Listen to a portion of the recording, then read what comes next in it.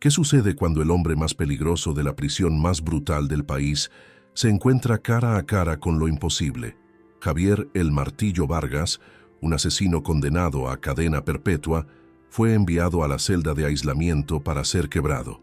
Pero en la más absoluta y sofocante soledad no encontró la locura que todos esperaban. Encontró un ángel, una figura luminosa y silenciosa con la forma de una niña, apareció en su celda, obligándolo a enfrentar el pecado que lo convirtió en un monstruo. ¿Era una enviada de Dios para ofrecerle redención o un fantasma de su pasado más oscuro que venía a reclamar su alma? La respuesta cambiará todo lo que crees sobre el perdón y la justicia. Quédate hasta el final para descubrir la increíble verdad detrás del ángel de Roca Negra. No olvides suscribirte a nuestro canal y darle like a este video para no perderte ninguna de nuestras impactantes historias. El sol del desierto caía como plomo sobre el patio de la Penitenciaría Federal de Roca Negra, un infierno de concreto pulido donde la esperanza iba a morir lentamente. Para Javier El Martillo Vargas, era simplemente su hogar desde hacía 15 años. Su apodo no era una ironía. Se lo había ganado a pulso con nudillos rotos y la reputación de ser un animal sin correa. El altercado que lo sentenció al hoyo comenzó por una nimiedad, una mirada sostenida un segundo más de lo debido por parte de un recluso más joven. La violencia de Javier fue una explosión, un acto tan repentino y brutal que silenció el bullicio del patio. No hubo una pelea justa, solo una paliza unilateral y metódica.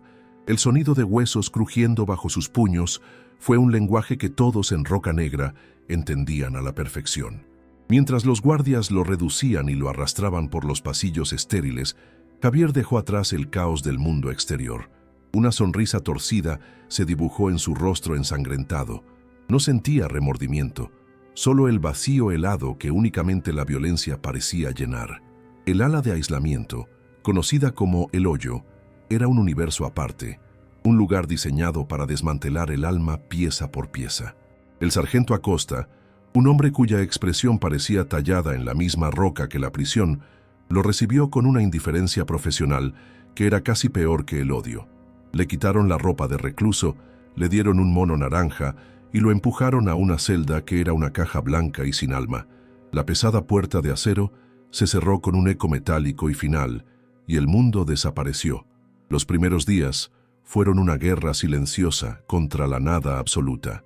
Javier, un hombre acostumbrado al estruendo constante de la vida carcelaria, intentó llenar el vacío con su propia presencia física. Hacía series de flexiones hasta que el sudor empapaba su mono naranja y sus músculos ardían de agotamiento. Caminaba de un extremo a otro de la celda, un recorrido de apenas 3 pasos, giraba y volvía a empezar, como un animal enjaulado tratando de gastar una energía que no tenía a dónde ir. Las comidas eran interrupciones anónimas, una bandeja de metal deslizada por una rendija en la puerta, sin rostros ni palabras. El tiempo perdió su forma, convirtiéndose en un ciclo monótono de luz artificial perpetua y la oscuridad autoimpuesta cuando cerraba los ojos. El silencio era un enemigo persistente que no se cansaba y que poco a poco ganaba la batalla. En la 4ª o 5ª noche, o quizás era la 10ª, Javier ya no estaba seguro.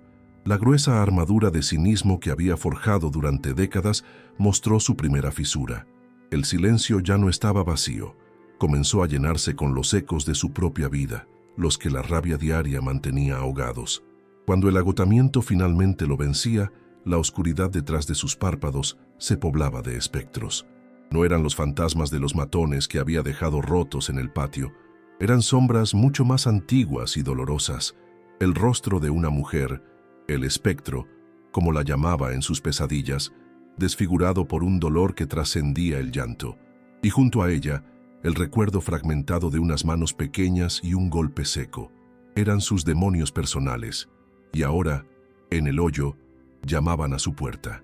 Sucedió en el momento más profundo de la quietud, justo cuando la mente de Javier estaba al borde del abismo. No fue una aparición repentina, sino un lento florecer de luz en el rincón más oscuro de la celda. Una luminiscencia suave y tibia que no proyectaba sombras, sino que parecía absorberlas junto con el zumbido de la ventilación y el eco de sus propios latidos. El frío del concreto pareció disiparse. En el centro de ese resplandor, una forma comenzó a definirse. La silueta de una niña de unos 8 años, hecha de pura luz, completamente silenciosa e inmóvil. No tenía rasgos definidos, pero Javier sintió su presencia con una claridad aterradora. Su primer instinto no fue la curiosidad, sino un terror primal y helado. Estaba convencido de que su mente finalmente se había roto. Sucedió en el momento más profundo de la quietud, justo cuando la mente de Javier estaba al borde del abismo. No fue una aparición repentina, sino un lento florecer de luz en el rincón más oscuro de la celda. Una luminiscencia suave y tibia que no proyectaba sombras, sino que parecía absorberlas, junto con el zumbido de la ventilación y el eco de sus propios latidos. El frío del concreto pareció disiparse. En el centro de ese resplandor, una forma comenzó a definirse, la silueta de una niña de unos 8 años, hecha de pura luz, completamente silenciosa e inmóvil. No tenía rasgos definidos, pero Javier sintió su presencia con una claridad aterradora.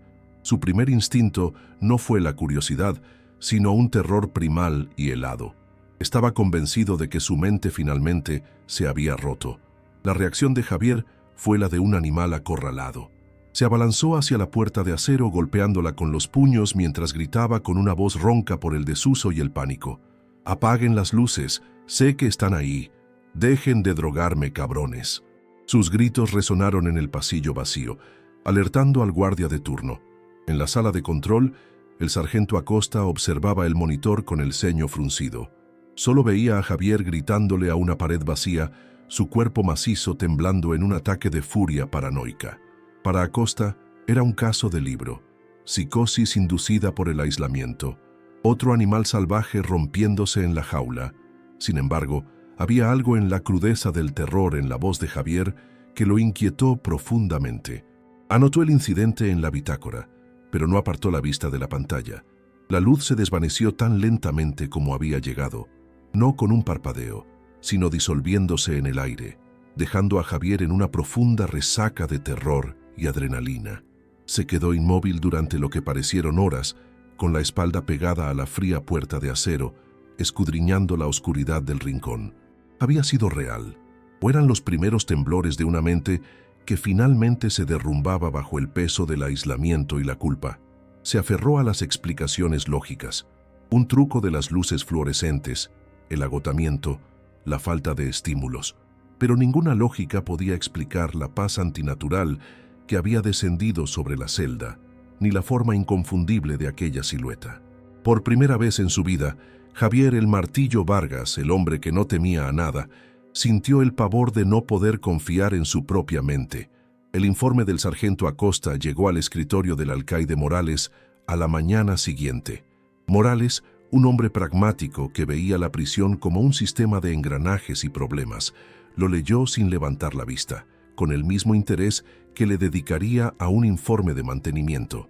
«Psicosis», sentenció con frialdad, dando un sorbo a su café. «Vargas siempre ha sido un barril de pólvora. El hoyo solo encendió la mecha. Es un caso de libro». Su orden fue simple y directa. «Vigílenlo a través de la cámara. Sigan el protocolo. Si se convierte en un peligro para sí mismo o deja de comer, lo trasladamos al pabellón psiquiátrico». Para el alcaide no había ningún misterio que resolver, solo un recluso roto, un síntoma que gestionar. El destino de Javier estaba sellado por un diagnóstico que ignoraba por completo la verdad de su experiencia. La figura luminosa regresó 2 noches después. Mismo rincón, misma luz silenciosa y pacífica. Esta vez, Javier no gritó. Se arrinconó en la pared opuesta, con las rodillas pegadas al pecho, observándola con el corazón martilleándole en la garganta. Su mente, desesperada por encontrar un ancla en la realidad, luchaba por procesar lo que veía. Pasó de la agresión al interrogatorio. «¿Qué quieres de mí?», siseó al silencio, su voz un eco áspero en la quietud absoluta. «¿Quién te envía?». La niña de luz, por supuesto, no respondió. Simplemente permaneció allí. Su presencia una pregunta sin palabras que parecía desarmar toda la furia de Javier, dejándolo solo con un miedo puro y una extraña y reticente fascinación que lo aterrorizaba aún más. Era una confrontación en la que sus puños no servían para nada. Después de la tercera aparición tan puntual y silenciosa como las anteriores, Javier se rindió. Ya no podía luchar solo contra el espectro de su celda y el de su propia mente. En un acto de desesperación que habría considerado patético y débil tan solo una semana antes, golpeó la puerta y exigió ver al capellán. «¡Llamen al padre Miguel!», gritó, su voz desprovista de su habitual y amenazante bravuconería. El sargento Acosta, escuchando la petición a través del intercomunicador, arqueó una ceja con sorna. «Vaya, parece que el martillo ha encontrado la fe», murmuró para sí, pero transmitió el mensaje. Unas horas más tarde, los pasos lentos y mesurados del padre Miguel, el capellán de la prisión, se detuvieron frente a la pesada puerta de acero de la celda de Javier.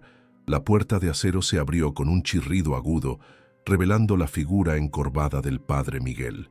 El sacerdote entró sin vacilar en la caja de concreto, y la puerta se cerró tras él, sumiéndolos en una intimidad forzada. Su presencia era una extraña mezcla de fragilidad física y una fuerza espiritual inquebrantable. Javier, el hombre que había derribado a reclusos el doble de grandes sin pestañear, apartó la mirada, incapaz de sostener la del anciano. Se sentía expuesto, vulnerable. «¿Qué me están haciendo, padre?», gruñó, la pregunta a medio camino entre una acusación y una súplica. «¿Es una nueva forma de tortura? ¿Algún tipo de gas?». El padre Miguel simplemente se sentó en el borde de la losa de concreto, sus ojos cansados, pero llenos de una paciencia infinita. «Nadie te está haciendo nada, Javier.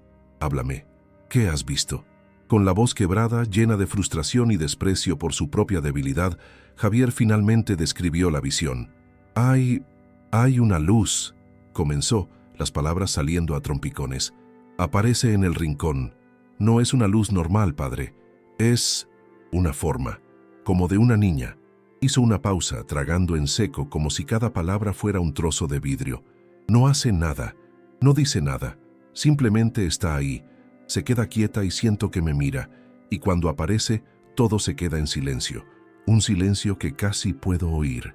El padre Miguel escuchó sin inmutarse, su rostro sereno. En lugar de ofrecer un diagnóstico o un consuelo fácil, hizo una simple pregunta que atravesó el cinismo de Javier. «¿Y qué sientes tú cuando la ves, hijo? ¿Paz o tormento?». La pregunta del sacerdote lo dejó completamente descolocado. ¿Paz o tormento? Para un hombre como Javier, cuya vida se había definido por la agresión, todo lo que no podía golpear o someter era, por definición, un tormento. «Es una tortura, padre, ¿qué más va a hacer?», espetó con rabia, pero su propia voz sonó hueca, carente de convicción. La verdad era más complicada y eso lo enfurecía. El miedo lo atormentaba, sí, pero la luz, esa luz traía consigo un silencio que era casi como un respiro del ruido incesante de su propia mente. Antes de que los guardias lo escoltaran fuera, el padre Miguel le puso una mano en el hombro y le dijo con suavidad: «No intentes luchar contra ella, Javier. A veces Dios no nos habla con truenos, sino con susurros. Intenta escuchar el silencio». Javier siguió el consejo, no por un brote de fe, sino por pura y absoluta desesperación. No tenía otras armas. La siguiente vez que la niña de luz apareció, él se obligó a permanecer quieto en su catre de concreto. No habló, no se movió, simplemente observó, respirando la quietud antinatural que ella traía consigo.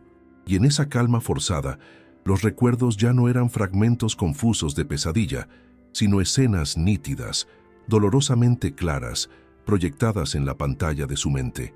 El olor a pólvora mezclado con el dulce aroma de los caramelos en una pequeña tienda, el terror en los ojos de un padre protegiendo a su hija, y el golpe seco y horrible de una cabeza pequeña contra el borde afilado de un mostrador. Por primera vez en 15 años, no huyó del recuerdo, lo dejó doler. El cambio en el comportamiento de Javier era tan drástico que se convirtió en el principal tema de conversación entre los guardias del ala de aislamiento. El sargento Acosta lo observaba por el monitor durante horas y no entendía nada. El martillo que él conocía era una bestia de movimiento perpetuo y ruido amenazante. Este nuevo Javier era casi una estatua. Se sentaba en el suelo, con la espalda contra la pared y la mirada fija en el rincón vacío, completamente inmóvil. A veces las bandejas de comida quedaban intactas. Acosta anotaba en la bitácora: recluso en estado catatónico, posible deterioro psicológico severo. Pero en el fondo, sentía que la etiqueta no encajaba. No era la locura ruidosa de otros presos que se rompían en el hoyo. Era una quietud sepulcral, casi reverente, y eso era lo que realmente lo perturbaba. La quietud de la celda se había convertido en un cine para sus pecados. La escena, que durante 15 años había sido una pesadilla borrosa, ahora se repetía con una claridad insoportable. La pequeña tienda de ultramarinos, el dueño, un hombre bueno, tratando de proteger su negocio, un forcejeo torpe. En un arrebato ciego de pánico y furia, Javier lo había empujado violentamente. No vio a la niña hasta que fue demasiado tarde. Ella estaba abrazada a la pierna de su padre, un pequeño escudo humano. Cayó hacia atrás, su cabeza golpeando la esquina de metal del mostrador con un sonido sordo que ahogó todo lo demás. Pero la verdadera tortura, la imagen que lo había condenado, fue la siguiente: la madre saliendo de la trastienda, su rostro transformado en una máscara de horror, su boca abierta en un grito silencioso y eterno. En presencia de la niña de luz, el recuerdo ya no era solo una imagen en su mente, era una herida abierta que sangraba de nuevo. Podía sentir el frío del metal del mostrador en sus propios huesos, oír el grito silencioso de la madre retumbando en el interior de su cráneo. La coraza de brutalidad que lo había protegido durante tantos años se disolvió por completo. Por primera vez desde que era un niño asustado, Javier Vargas lloró. No eran lágrimas de autocompasión ni de debilidad, sino sollozos secos, ahogados y violentos, sacudidas de pura agonía de un alma que por fin se reconocía a sí misma como monstruosa. Se acurrucó en el suelo de concreto, temblando incontrolablemente, mientras la figura luminosa lo observaba en su silencio inmutable y perfecto. Finalmente, después de lo que pareció una eternidad de llanto, la presa de su secreto se rompió. Con el rostro desfigurado por el llanto, se arrastró hasta la puerta y la golpeó con la frente una y otra vez. «Acosta, alcaide», gritó con la voz desgarrada. «La niña de la tienda, en el asalto de hace 15 años. Fui yo la maté». En la sala de control, el alcaide Morales, quien había sido llamado por un Acosta cada vez más preocupado, escuchó la confesión por el intercomunicador y sacudió la cabeza con una sonrisa de suficiencia. «Ahí lo tienes», le dijo a Acosta. «Delirios de culpabilidad. Un síntoma clásico. Está fabricando un pecado a la medida de su locura». La confesión más real de la vida de Javier fue registrada oficialmente como un simple delirio psicótico. Después de la tormenta de su confesión, un extraño y pesado silencio se instaló en el alma de Javier. El secreto que lo había envenenado y definido durante 15 años estaba fuera. Aunque el mundo lo hubiera etiquetado como un delirio, él había gritado su verdad al vacío, y eso había cambiado algo fundamental en su interior. Ya no había nada que ocultar, nada que proteger con su coraza de rabia. Se sentía hueco, pero era un vacío limpio. Cuando la niña de luz volvió a aparecer esa noche, puntual y serena, Javier la miró sin el terror de antes. No intentó entenderla, no intentó ahuyentarla. En un acto de rendición total, simplemente se sentó en el suelo, cerró los ojos y, por primera vez, aceptó su silenciosa compañía sin luchar. Pero la confesión de Javier no había caído en oídos completamente sordos. Para el sargento Acosta, las palabras «yo la maté» seguían resonando en su cabeza. No sonaban como el balbuceo incoherente de un loco. Había una crudeza, una desesperación en ese grito que le erizaba la piel. Esa misma noche, durante la quietud de su turno, Acosta hizo algo completamente fuera de protocolo. Accedió a la base de datos de archivos antiguos, buscando informes de robos y homicidios sin resolver de hacía 15 años en la zona donde Vargas fue arrestado. Era una aguja en un pajar, un impulso que no podía explicar racionalmente. Su cinismo profesional le decía que era una pérdida de tiempo, pero su instinto, afilado por años de lidiar con mentirosos, le decía que debía tirar de ese hilo. Las noches en el hoyo se transformaron. La celda, antes una cámara de tortura psicológica, se convirtió en una especie de santuario inesperado y melancólico. Javier comenzó a hablarle a la niña de luz, no con los gritos de antes, sino con susurros roncos en la oscuridad. Le contó sobre su infancia marcada por la violencia, sobre la rabia que siempre lo había acompañado como una segunda piel, y sobre la cadena de malas decisiones que lo llevaron a Roca Negra. No esperaba respuestas, y no las obtuvo, pero la luz parecía escuchar. Su brillo a veces se intensificaba sutilmente cuando el dolor en la voz de Javier era más profundo, ofreciendo una especie de validación silenciosa, un testimonio mudo que ningún ser humano le había concedido jamás. Se estaba confesando a un espectro de luz, cerca de las 3 de la mañana. Tras horas de búsqueda en archivos digitalizados, el sargento Acosta encontró una breve nota en un caso sin resolver de hacía 15 años. Incidente 7B41. Robo a mano armada en tienda de ultramarinos. Dueño herido, Ricardo Rivera.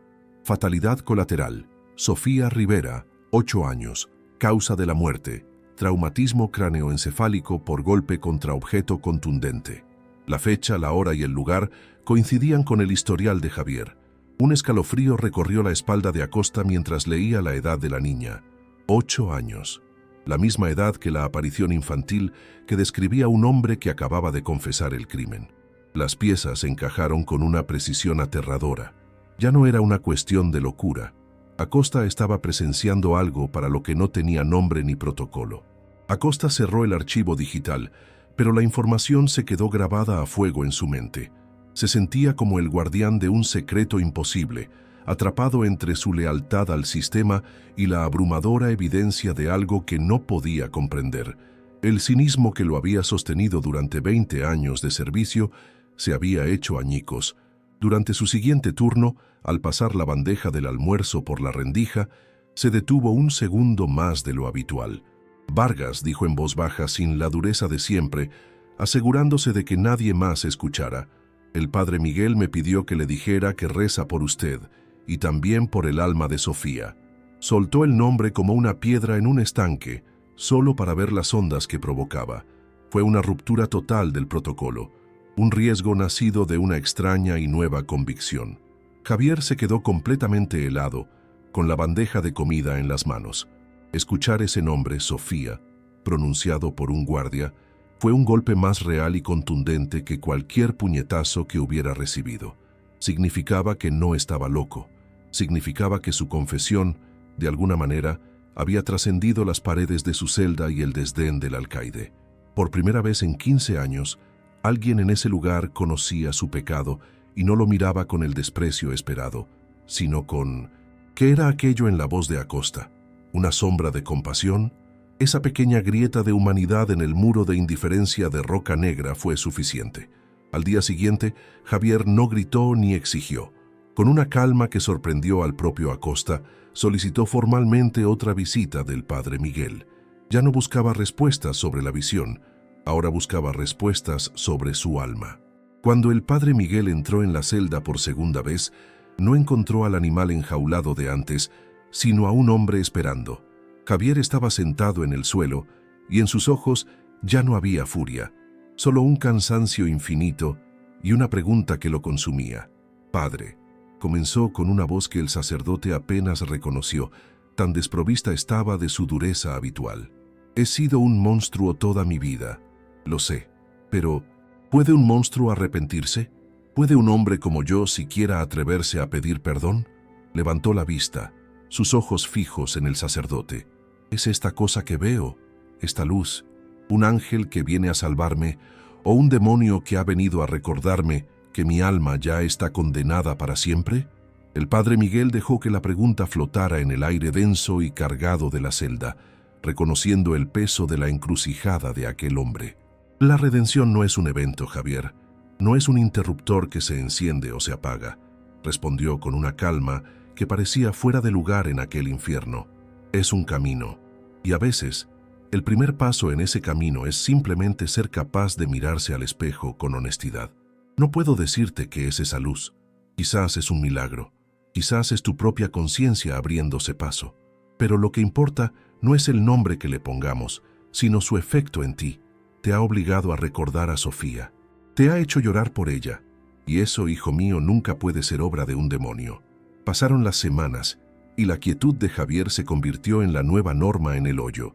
Para el alcaide Morales, el caso era un éxito rotundo. El protocolo de aislamiento había funcionado a la perfección, quebrando la resistencia del recluso más volátil de Roca Negra. El martillo había sido pacificado. Satisfecho, ordenó preparar el traslado de Javier de vuelta a la población general. Pero para el sargento Acosta, la tranquilidad de Javier no era una victoria del sistema, sino un misterio que se profundizaba cada día. Cada vez que miraba al recluso sentado en un silencio casi monástico, sentía el peso del archivo del caso de Sofía Rivera. Sabía que el alcaide creía estar liberando a un animal domado, pero Acosta sospechaba que estaban liberando a un hombre completamente diferente, y eso lo inquietaba profundamente. La noticia de su inminente traslado llenó a Javier de una ansiedad desconocida. Había llegado a depender de la presencia silenciosa de la niña de luz. El hoyo, su jaula de concreto, se había convertido en su confesionario, en el único santuario donde podía enfrentar su pasado sin que el mundo lo interrumpiera. El exterior, con su estruendo, sus jerarquías y su violencia sin sentido, era ahora el lugar extraño y amenazante. Su mayor temor ya no eran los otros reclusos, a quienes antes dominaba sin esfuerzo.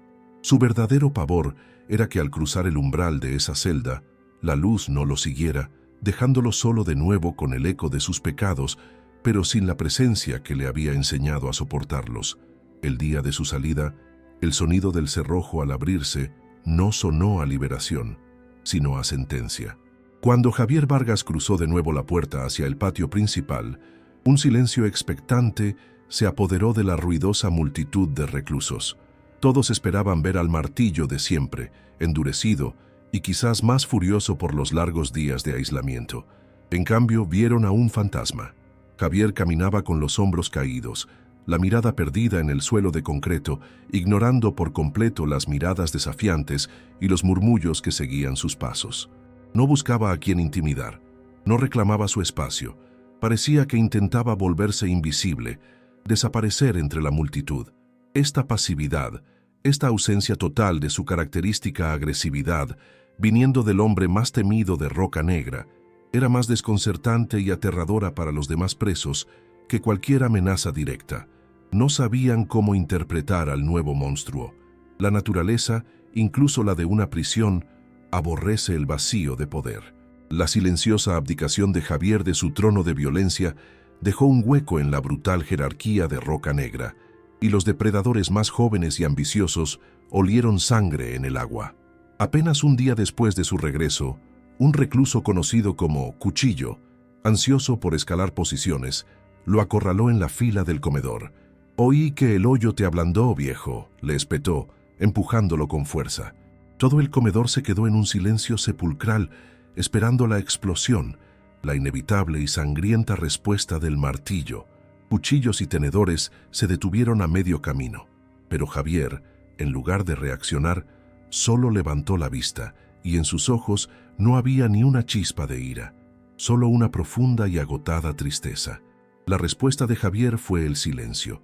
Miró directamente a los ojos de Cuchillo, y en su mirada no había desafío ni rabia, solo una aceptación casi dolorosa. Desconcertado por la falta de una reacción violenta, presionado por la audiencia de reclusos que lo observaba, Cuchillo actuó por puro instinto animal. Su puño se estrelló contra la mandíbula de Javier con un sonido seco y repugnante. Javier cayó pesadamente al suelo, pero no luchó por levantarse, no se cubrió, no maldijo. Simplemente se quedó allí, cerrando los ojos, como si estuviera aceptando un castigo que llevaba 15 años esperando. El comedor, que había contenido la respiración esperando un baño de sangre, se quedó completamente mudo, paralizado por un asombro que nadie entendía. Habían venido a ver a un monstruo y encontraron a un mártir. Los guardias irrumpieron en segundos, rodeando la escena y arrastrando a un Cuchillo que gritaba insultos, más confundido y frustrado que triunfante. El sargento Acosta fue el primero en llegar junto a Javier. Se arrodilló a su lado, esperando contener una explosión de ira tardía, pero no encontró nada. Javier yacía en el suelo, con un hilo de sangre en la comisura de sus labios, pero su expresión era de una calma insondable, casi serena. Acosta lo miró y por primera vez comprendió la magnitud de lo que estaba presenciando. No estaba viendo a un hombre derrotado, sino a un hombre que había ganado una batalla diferente, una que nadie más en esa sala podía ver. En ese instante, la historia de Javier dejó de ser un caso extraño para Acosta y se convirtió en algo parecido a la fe. En su oficina, el alcaide Morales leyó el informe del incidente con una creciente frustración. No le importaba en lo más mínimo que Vargas hubiera sido golpeado. Le importaba que no hubiera respondido. Un depredador que se niega a cazar es una anomalía, un problema de gestión que amenaza el frágil y brutal equilibrio de la prisión. Un martillo que no golpea es un símbolo de debilidad, y la debilidad en Roca Negra era contagiosa y peligrosa. «Pónganlo en observación en una celda de protección», ordenó a Acosta por el radio. «No quiero que su nueva filosofía nos termine causando un motín. Si se ha vuelto loco, que lo esté en solitario». Una vez más, la respuesta del sistema a un acto de profunda transformación espiritual fue el aislamiento y la incomprensión. Mientras una enfermera le limpiaba el corte del labio en la solitaria enfermería, Javier sentía una paz que desafiaba toda lógica. El dolor punzante en su mandíbula era agudo, pero era un dolor limpio, físico. No se comparaba en nada con la agonía sorda que había cargado en su alma durante 15 largos años. Con una nueva y asombrosa claridad de propósito, miró al sargento Acosta, que lo vigilaba desde el umbral de la puerta, y le dijo con una voz firme y serena: «Sargento, por favor, dígale al padre Miguel que necesito verlo en cuanto pueda. Necesito confesarme, formalmente». Ya no era la súplica desesperada de un hombre al borde del abismo, sino la petición calmada y deliberada de un hombre que finalmente había elegido su camino. Frente al sacerdote, en la austeridad de la celda de observación, Javier relató la historia completa del robo, sin omitir ningún detalle sórdido y sin buscar excusas. Describió su pánico, su rabia ciega, y cómo empujó al padre de Sofía con una fuerza innecesaria y brutal. «No quise lastimarla, padre», dijo con la voz rota, «pero eso no importa. Ella estaba allí por mi culpa. Murió por mi culpa. Cada día, durante los últimos 15 años, he visto el rostro de su madre en mis sueños». Levantó la mirada del suelo. «He vivido en un infierno que yo mismo construí, y sé que merezco cada segundo de él». Fue la primera vez que su confesión no fue un grito de locura, sino una declaración de hechos asumida con una claridad devastadora. El padre Miguel asintió lentamente, sus ojos brillando con una profunda compasión que trascendía el juicio. «El primer paso para poder salir del infierno, Javier, es reconocer que uno mismo lo ha construido», susurró con amabilidad. Con una paciencia infinita, guió a Javier a través de las palabras del acto de contrición, un ritual antiguo que se sentía nuevo y extrañamente sanador en los labios de aquel hombre roto. Finalmente, el sacerdote levantó una mano temblorosa y con la autoridad de su ministerio, pronunció las palabras que Javier nunca creyó merecer: «Yo te absuelvo de tus pecados en el nombre del Padre, y del Hijo, y del Espíritu Santo». Una lágrima solitaria rodó por la mejilla de Javier, una lágrima no de dolor ni de culpa, sino de una paz incomprensible y abrumadora. Esa noche, de vuelta en la soledad de una celda de protección, la niña de luz apareció por última vez. Pero esta vez, Javier no sintió ni el terror inicial ni el asombro desconcertado, sino una profunda y silenciosa gratitud. Entendió sin necesidad de palabras que ella había sido el rostro de su culpa, el testigo silencioso que necesitaba para poder enfrentar su pecado. Lentamente, como en un sueño, extendió una mano temblorosa, no en un intento de tocarla, sino como un gesto de despedida, de reconocimiento. En respuesta, la figura luminosa no se movió, pero la luz que emanaba de ella se intensificó de manera exponencial, llenando cada rincón de la celda con un resplandor blanco, puro y cegador. Una luz que no quemaba, sino que parecía sanar. El sargento Acosta hacía su ronda nocturna de rutina cuando vio algo que lo detuvo en seco.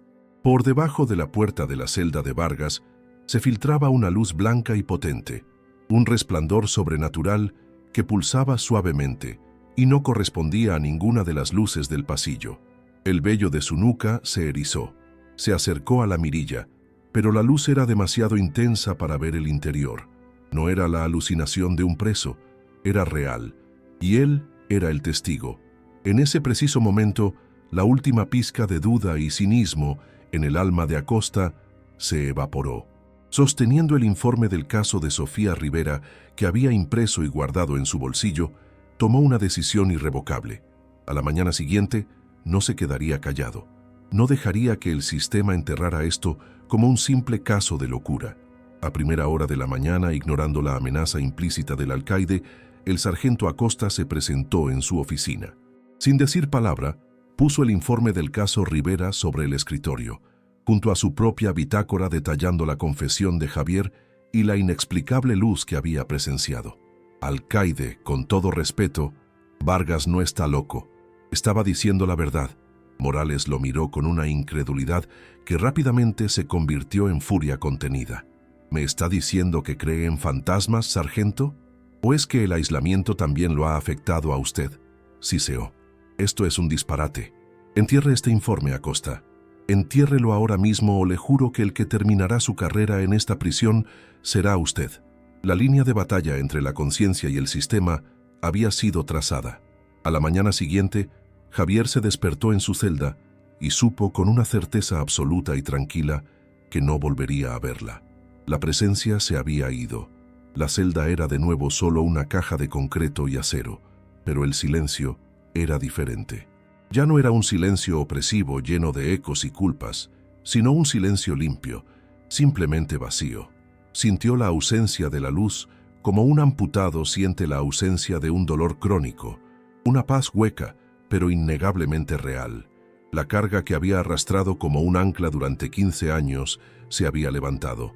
No era libre, no estaba perdonado por el mundo, pero en el rincón más profundo de su alma, algo por fin se sentía extrañamente ligero, casi en paz. El sargento Acosta no enterró el informe.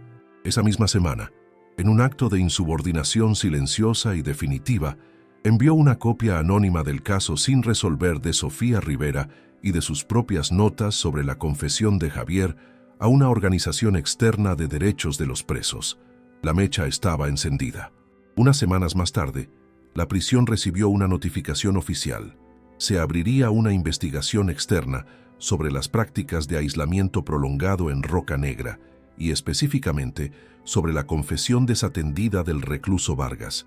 El alcaide Morales fue puesto bajo un intenso escrutinio, su autoridad desafiada no por un motín violento, sino por la conciencia de un solo guardia que se atrevió a creer lo que veía en lugar de lo que le decían que creyera. Javier fue finalmente liberado de la celda de protección y devuelto a la población general, pero el hombre que regresó al patio ya no era el martillo. Era solo Vargas, el hombre que caminaba con la mirada serena y que nunca respondía a las provocaciones ni participaba en los juegos de poder. Consiguió un trabajo en la biblioteca de la prisión, un pequeño rincón de silencio y orden en medio del caos carcelario. Los otros reclusos no sabían qué hacer con él. La leyenda de su temible violencia había sido reemplazada por un enigma de paz, así que lo dejaron tranquilo, no por miedo como antes, sino por una especie de respeto desconcertado. Sin buscarlo, Javier había encontrado la manera de ser un hombre libre dentro de los muros. Meses después, en el rincón silencioso de la biblioteca, el padre Miguel se sentó junto a Javier. La investigación externa había provocado cambios significativos en Roca Negra y la reputación del alcaide Morales estaba en ruinas. «Nunca volviste a preguntar por la luz», comentó el sacerdote en voz baja. Javier asintió sin apartar la vista del libro que tenía en las manos. Tras un largo momento, lo cerró y miró al anciano, y en sus ojos había una calma que el sacerdote nunca olvidaría. «No necesito hacerlo, padre», respondió. «No sé si lo que vi fue un ángel, un fantasma o mi propia locura. Solo sé que antes estaba atrapado en un infierno del que no podía escapar. Ahora solo hay silencio, y por primera vez en toda mi vida no me asusta. El ángel de Roca Negra, fuera lo que fuese, nunca regresó. La pregunta de si fue un milagro divino o el producto de una mente fracturada por la culpa quedó sin respuesta, flotando en el aire del desierto. Javier Vargas cumplió el resto de su condena en una paz que nadie creyó posible. Su historia se convirtió en una leyenda silenciosa dentro de los muros, un recordatorio de que las jaulas más difíciles de romper no son las de acero, sino las que construimos dentro de nosotros mismos, y que a veces, en el silencio más profundo y en la oscuridad más absoluta, puede aparecer una luz, no para ofrecernos respuestas, sino para darnos la fuerza necesaria para enfrentar nuestras propias preguntas y, finalmente, encontrar la paz en nuestras propias respuestas.